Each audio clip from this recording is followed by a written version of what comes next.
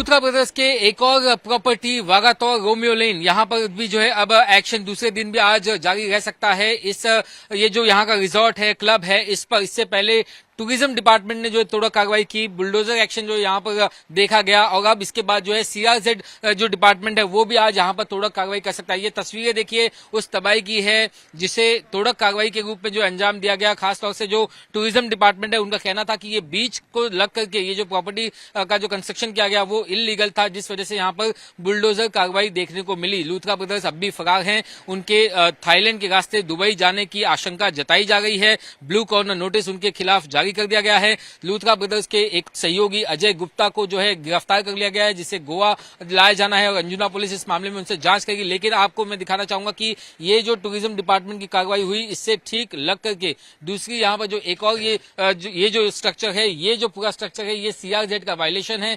Coastal इलाके के ठीक बगल में ये खड़ा किया गया जो पूरा ये रिजॉर्ट क्लब है और अब ये जो रिजॉर्ट क्लब है इस पर भी थोड़ा कार्रवाई के आदेश सरकार ने दे दिए हैं। कुछ ही समय बाद यहाँ पर भी सीआरजेड की जो टीम है वो आकर के बुलडोजर एक्शन को अंजाम दे सकती है। तो कुल मिलाकर के उत्तर प्रदेश सरकार के तर्ज पर या फिर हम ये कहें कि योगी बाबा के पैटर्न पर अब गोवा सरकार भी जो एक्शन लेते हुए दिखाई दे रही है और जैसे बुलडोजर बाबा कहा जाता है उन्हें और वो एक्शन लेते हैं आरोपियों के खिलाफ, ठीक उसी तरीके से जो है अब गोवा के भी इन आरोपियों के खिलाफ गोवा सरकार शिकंजा कसते जा रही है।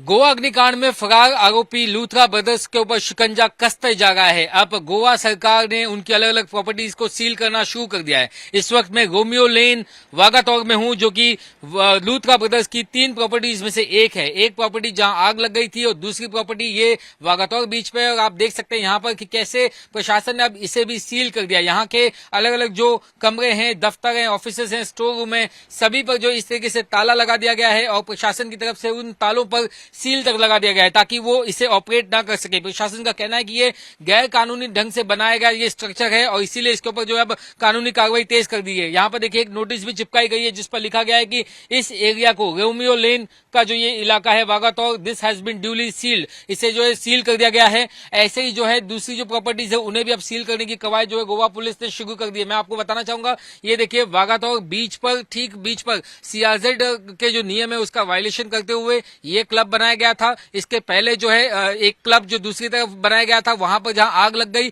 और उसके बाद से प्रशासन जो है वो हरकत में आई और अब वो एक एक करके एक्शन ले गई है। अजय गुप्ता नाम के एक पार्टनर को दिल्ली से जो है हिरासत में ले लिया गया है गोवा पुलिस ने इस मामले में। इसके पहले इस जो जहां पर आग लगी वहां के मैनेजर और दूसरे जो सहयोगी उन्हें उनकी गिरफ्तार किया गया। अब इस मामले में और भी गिरफ्तारियां हो सकती हैं।